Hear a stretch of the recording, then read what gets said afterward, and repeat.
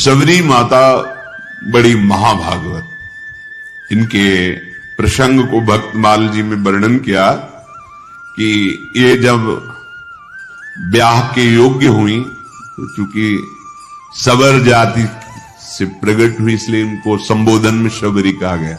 इनका ब्याह जब तय हुआ, ब्याह की उत्सव की तिथि आई तो सैकड़ों हजारों की संख्या में वन्य पशु लाए गए थे वध करने के लिए, क्योंकि स्वागत वन में रहने वाले इन लोग मांस का ही, खरगोश, हिरन, कुछ बड़े बड़े पक्षी आदि ऐसे सब बंधे हुए थे।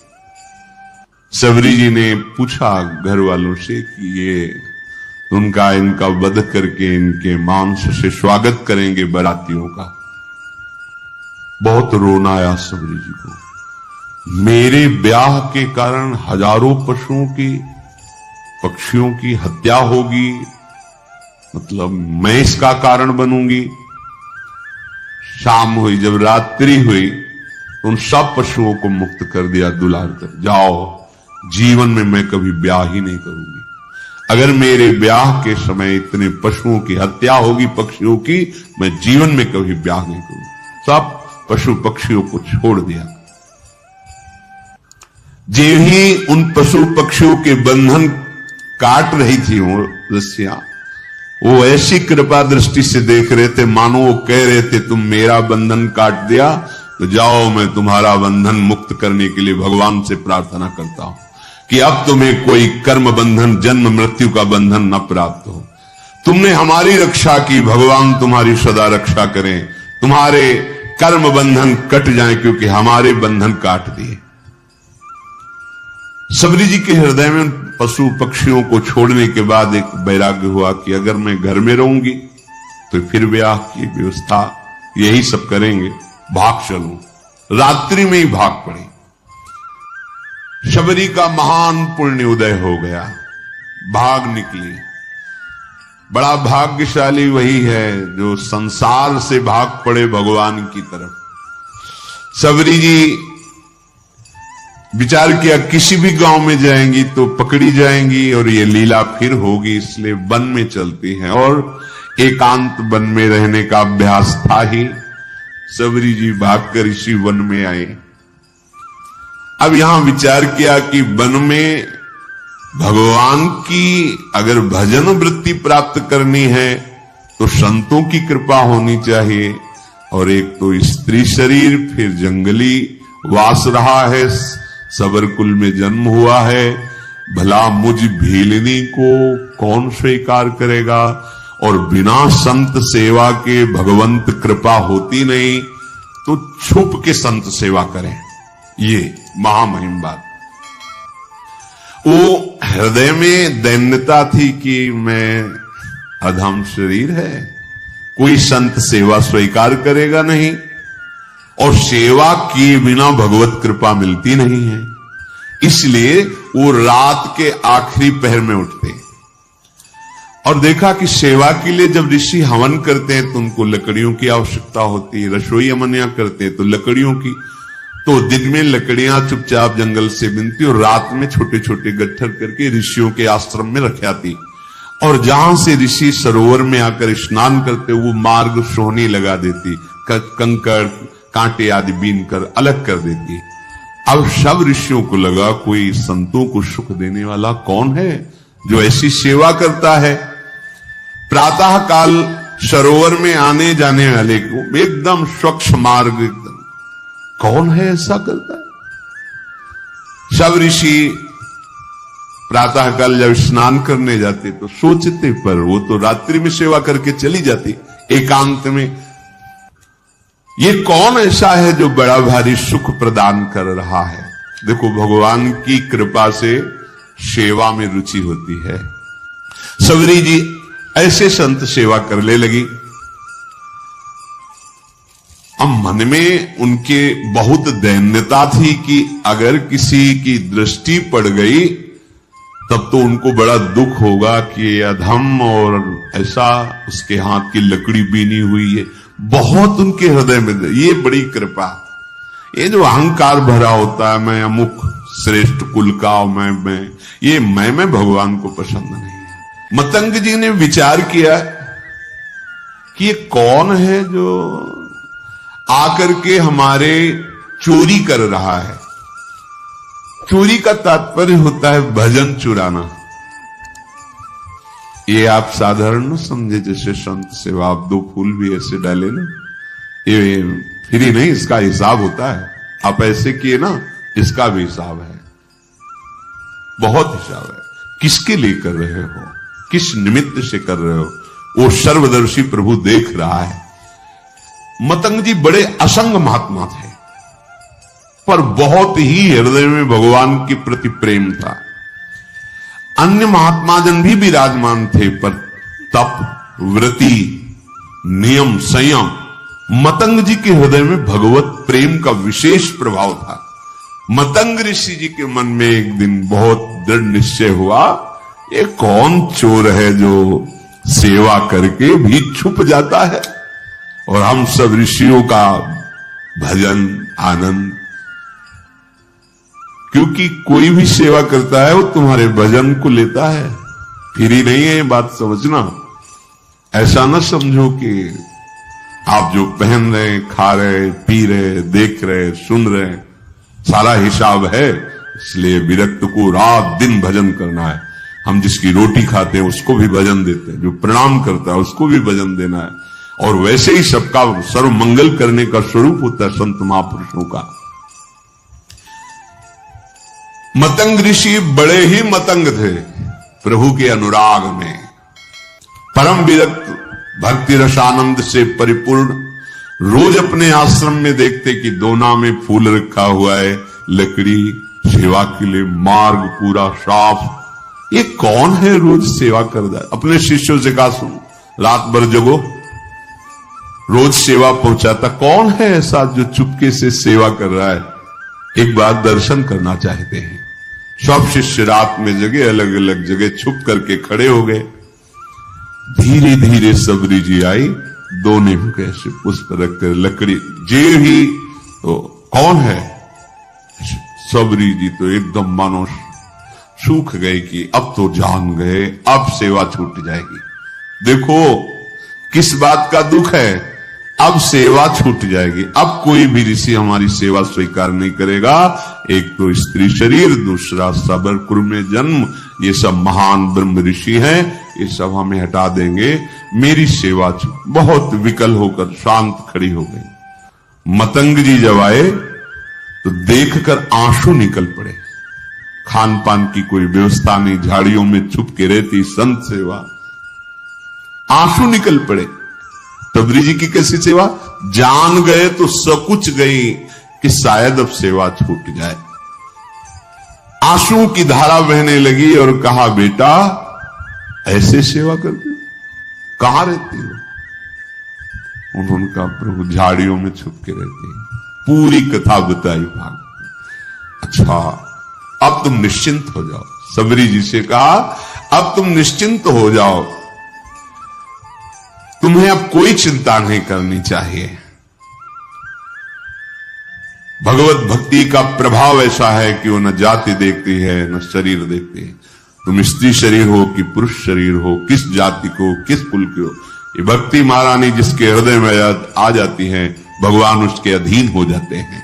सबरी जी को मतंग ऋषि ने ऐसे वचन के द्वारा साहस बना और शिष्यों से कहा कि तुम जानते हो ये कितनी पवित्र है?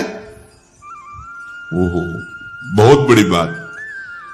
भक्ति को प्रताप ऋषि जानत, निपटने के केऊ कोटि विप्रताई, यहाँ पे वार डालिए। मतंग जी ने कहा कि आज के बाद तुम्हें छुप के रहने की जरूरत नहीं।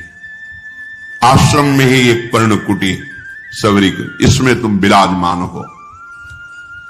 और कहा कि आज तुम्हें हम मंत्र दीक्षा और नाम दीक्षा दोनों प्रदान करेंगे। मांगा नहीं, सच्चे शिष्य को मांगने की जरूरत नहीं होती, अपने आप गुरु विधान कर देते हैं। देखो, वास करो इस कुटिया पे और तुम्हें आज मैं मंत्र दीक्षा और नाम भी दिया, मंत्र भी प्रदान किया ये जब पूरे वन में बात फैली कि स्त्री जाति और ऐसा और मंत्र दे दिया और पास में कुटिया में तो सब विरोध मतंग जी का करने लगे कि ऐसी जाति की ऐसे नहीं करना चाहिए, ब्रह्म ऋषि हो ऐसा वैसा।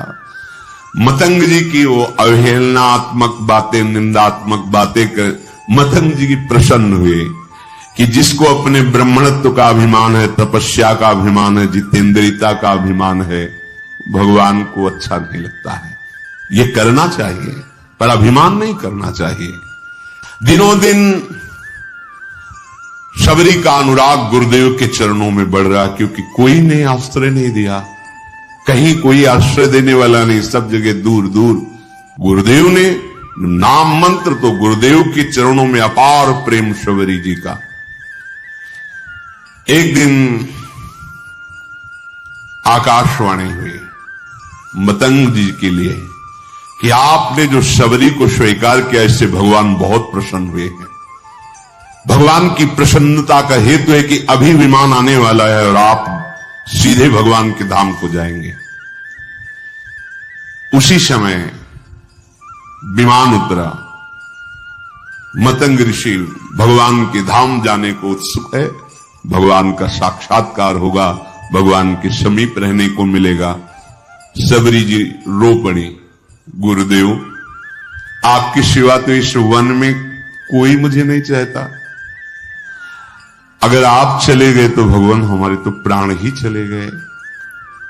तो जो गुरुदेव ने बात कही बहुत जोर, गुरुदेव ने कहा आज तक मैंने तपस्या और मंत्र जाप, संयम नियम साधना, उन सब के प्रभाव से भगवान के धाम की प्राप्ति का अवसर आया, लेकिन वो स्वयं धामी चलकर तुम्हारे यहां आएगा और तुम्हें दर्शन देगा। तुम चिंता मत करो बेटा, हम तो जा रहे हैं चलकर भगवान के धाम, लेकिन स्वयं धामी आएगा और यहां तुम्हें दर्शन देगा, निश्चिंत होकर के रहो। गुरुजी विमान पर बैठकर परम धाम गए, पर गुरु का वियोग असहनीय। कोई बड़े भाग्यशाली होते हैं जिनको संत या गुरुदेव से प्रेम होता है। कौन प्रेम करता है? कोई गुरु प्रेमी बिरला ही कोई होता है, बिरला है। ऐसा गुरुदेव का वियोग कि अब जिया नहीं जा रहा। पर शबरी प्राण इसलिए नहीं त्याग रही कि गुरुदेव ने कहा है भगवान स्वयं आएंगे और दर्शन देंगे, बस इस आशा से जीवन रख रहे हैं। अब इतनी शिथिलता थी कि जो नित्य सेवा वो छोड़ नहीं सकते थे। वियोग में शिथिलता के कारण जब ऋषि स्नान करने जा रहे थे उसी समय वो सोहनी लगा रही थी। तो जो ऋषि स्नान करने जा रहे थे, कोई सोहनी से छिटक कर कंकड़ उनके चरणों में छू गया होगा, बहुत डांट। वैसे ही गुरु वियोग से दुखी थी और ये बहुत बड़ा अपराध है, ये लोग जानते नहीं जो अहंकार में होते हैं, मैं तपस्वी हूं, मैं इस कुल का हूं, मैं उस कुल का। अरे सब मायाकृत है। सच्चिदानंद प्रभु की भक्ति जो कर रहा है उसकी चरण रज लो, चरणामृत लो। भगवान के अनुरागी जनों के प्रति ऐसा अनुराग, ऐसी भक्ति, ये बहुत धोखा हो जाता है, बहुत धोखा हो जाता है। ये ऐसा भारी अपराध है कि सिर्फ भक्त से ही क्षमा हो सकता है, भगवान भी क्षमा नहीं कर सकते। अब वो पुनः स्नान करने जे भी गए तो उसमें कीड़े पड़ गए सरोवर के जल में। शबरी जी को इतना धिक्कारा, तुझे दिखाई नहीं दे रहा, मैं आ रहा हूं, मुझे तेरे झाड़ू से कंकड़ छू गया। शबरी जी तो भाग पड़ी, एकांत में जाकर रोने लगी। वैसे ही गुरु वियोग से दुखी थी, इसीलिए विलंब हो गया था, नहीं तो रात में ही वो सोने लगाती थी। शबरी जी के हृदय को भारी दुख कि जो हमारे वचनों के द्वारा समझाते थे, जो हमें चरणों का आश्रय, वो तो अंतर ध्यान। अब यही है, ये महात्माओं को दुख पहुंचा, क्या करूं, गुरु ने आज्ञा की, नहीं तो अभी शरीर को छोड़ देती। वो ये दुख भारी अपराध हो गया। उनको क्या कहा, अभागी, और रुधिरवत रक्तवत हो गया जल और कीड़े, दुर्गंध आने लगी जल से तत्काल। तो उन्होंने मन में सोचा कि शबरी के कंकड़ स्पर्श का प्रभाव देखो कितना, तो उसका प्रभाव कि जल भी अपवित्र होगा। जब बुद्धि उल्टी होती ना तो उल्टा ही चिंतन होता है। हृदय में शबरी जी गुरुदेव प्रदत्त नाम का मंत्र का जप कर रहे हैं। रोज तड़के उठकर मार्ग बुहारना और रोज पुष्प की पंखुड़ियां ऐसे पावड़े बिछाना, सुंदर निर्मल जल भर के रखना और सुंदर फल रखना कि गुरुदेव ने कहा भगवान आएंगे, पक्का भगवान आएंगे। रात दिन गुरुदेव प्रदत्त नाम मंत्र का चिंतन, गुरुदेव ने कहा है भगवान आएंगे, इसका दृढ़ विश्वास। अब क्या भगवान के स्वागत में तो जंगल में यही है फल। तो सुंदर सुंदर बेर के जो वृक्ष थे उनसे ऐसे बेर लेती, पहले चखती, चखने के बाद वहां मीठे है तो उस बेर तो झूठे तो हो ही गए ना। चखने के बाद हाथ थोड़ी प्रक्षालन, जंगल है ये थोड़ी क्या कहा कि हाथ में कमंडल धोना। ऐसा नहीं कि खा खा के बेर रखती थी, उस वृक्ष की मीठे है कि मेरे प्रभु को खट्टे न लगे तो ऐसे देखा, हाँ मीठे, फेंक दिए और नए फल लेकर के उनको ऐसे रखते। इसीलिए कहा गया है कि झूठे बेर। वैसे भी शास्त्रीय पद्धति में सबसे पहले भगवान को भोग लगा और प्रेम पद्धति में सबसे पहले अपने को पाना है। आप पहले पा लिए तो भोग लगाने लायक नहीं, लेकिन ये प्रेम है, उल्टा मार्ग है। यहां ये ज्ञान हमें नहीं था। ऐसा हो ही नहीं सकता कि प्रभु के लिए थाल सजा रहे पहले उससे ले, ऐसा कैसे? कोई पूछता तो उत्तर नहीं। ये तो इसी प्रेम नगरी का एक है, जिसके भी हृदय में जहां भी प्रेम, ये प्रेम का प्रभाव और स्वभाव है। मानसी गंगा दंडोती परिक्रमा जब गुरुदेव के साथ लग रही थी गिरिराज महाराज की, तो मानसी गंगा में तो वहां एक सहतूत बेच रहा था, सहतूत तो श्री जी को भोग लगाने के लिए प्रक्षालन किया, बीन बीन के सही रखे। महाराज जी ने कहा थोड़े लो और पाओ, बताओ कैसे? हमको महाराज जी पहले श्री जी को भोग। बोले हमारे यहां पहले श्री जी नहीं, पहले तुम पाके बताओ कैसे, खट्टे अधिक खट्टे तो नहीं? वो देख लो महाराज। बोले जब हम कह रहे तो तुम पावला, हिम्मत नहीं पड़ रही थी श्री जी के पवा के बिना के पाया। कहा मीठे। बोले जाओ हाथ धो, आचमन करो, अब भोग लगाओ। उस दिन से समझ में आया कि हमारी लाडली जी को पहले हम चखेंगे फिर भोग लगाएंगे कि वो ठीक है कि नहीं है। तो शबरी जी भी ऐसे, ये बेर पेड़ का कहीं खट्टा तो नहीं है, बाकट तो नहीं है, तो उससे पहले चखती और फिर वो बेर दोने में लेके फिर प्रभु के रोज बस पावड़े बिछाए, फल रखे और बैठ गई। सुबह से शाम प्रभु आएंगे। गुरुदेव ने कहा प्रभु बहुत दिन बीत गए पर अश्रद्धा नहीं हुई गुरु वाक्य पे। नहीं, गुरुदेव ने कहा प्रभु आएंगे। मार्ग में जाए रहे लोचन बिछाए को, नेत्र लगाए। गुरुदेव ने कहा है भगवान ऐसे ही बहुत दिन बीते मग जोहत, तो आ गए औचक सो मिटे सब शोक। दूर से देखो भगवान आ रहे हैं, छुप गई। अभी तक तो इंतजार कर रही थी, जब देखा भगवान आ रहे तो छुप गई। मैं नीच अधम उनके सामने कैसे जाऊंगी, कैसे उनकी सेवा करूंगी? जो ऋषि कुछ दैन्य थे जिनको सबरी जी की भक्ति प्रिय लगती थी, उनसे भगवान पूछ लिए कि सबरी माता का आश्रम कहां है, कहां है सबरी माता? इतना पूछ के निहाल कर दिया, गए किसी के आश्रम नहीं। और जिनको अहंकार था तो वो सोच रहे थे, सुना तो था ही भगवान वनवास में आ रहे, तो उनको था कि भगवान आएंगे, हमारी दंडवत करेंगे, फिर आसन में हम उनको बैठाल कर स्तुति संस्कृत से करेंगे। वो बैठे ही रहे घर में। भगवान पूछ लेते सबरी मां किधर है, कहां विराजमान है। वो अपने को निहाल मानते, जिनसे भगवान पूछ लेते कहां है सबरी, किधर है सबरी रहती है।